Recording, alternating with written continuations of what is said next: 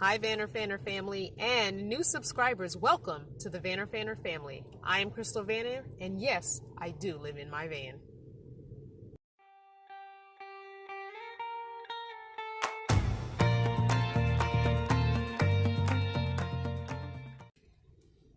So guys, today marks the first in the series of Q&As. I've been asking you guys to email me your questions that I can answer on video in a new series for questions and answers, because there are a lot of things that I may already know and not think about doing videos on, but you have questions about. So this is your opportunity to get those questions answered in a very specific video for your question. Our first question comes from Brandy W. Brandy says, I love your videos. I've been following you for about a year now. Here are my questions.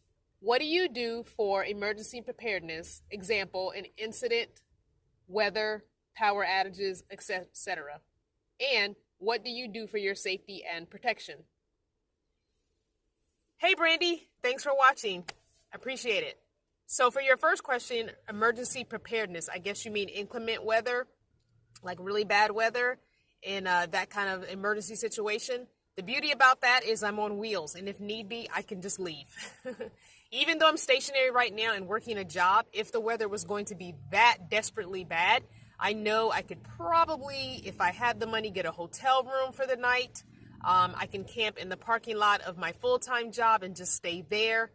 That way I can at least still get back and forth to work. And there's a grocery store in the same shopping center, so I can at least get food and water, so I'd be okay. I do have enough propane to keep me running with propane for probably a good 2 or 2.5 weeks without getting a refill, so I should be okay there. So that's about as much as I do for emergency preparedness. The main thing is being on wheels and being able to leave. If I were traveling and somewhere was supposed to get a hurricane or tornado, I would just get out of Dodge. So I hope that answers your first question. Your second question is about my safety and security. I did not own a gun when living in sticks and bricks, and I do not own a gun now that I live in a van. I don't feel any more or less safe because I live on wheels and in a van than I did living in sticks and bricks. People can rob your home, sticks and bricks home, as well as your vehicle home. So it really does not matter. I do have a taser, and I'll show that to you. So here is my taser. I bought this in Arizona. I bought this at Lake Havasu City. They have a swap meet every Sunday, and I believe the swap meet is not during the hottest times of the year, which is like late spring and early in all of summer. I believe the swap meet starts up, I want to say maybe in September or October. And I think it runs throughout the fall and most of the winter. And it's on Sundays. But I had a different taser that was USB chargeable, but it was not very strong when tasing someone.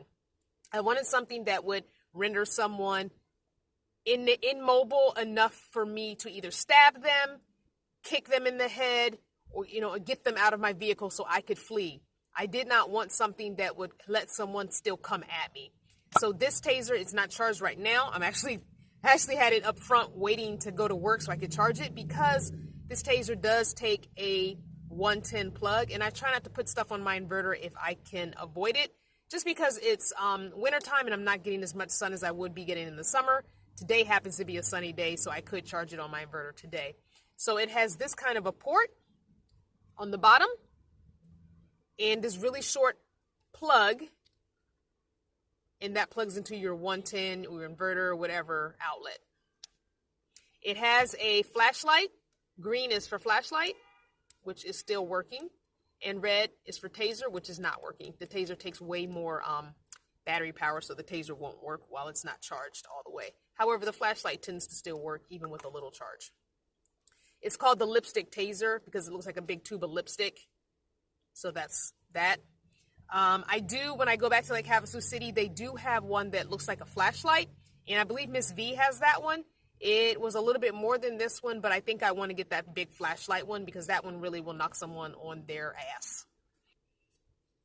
So Brandy, thank you so much for your questions. I hope that answers them. I do use knives as a line of defense sometimes as well, but for the most part, I have got the taser and being able to roll out if I don't feel safe. And if you have a question, please email me at crystal@crystalvanner.com. Put Q&A in the subject line so I know that it is okay to say your name and to do your question in a video. Thank you so much for watching. Thank you for your continued support and love.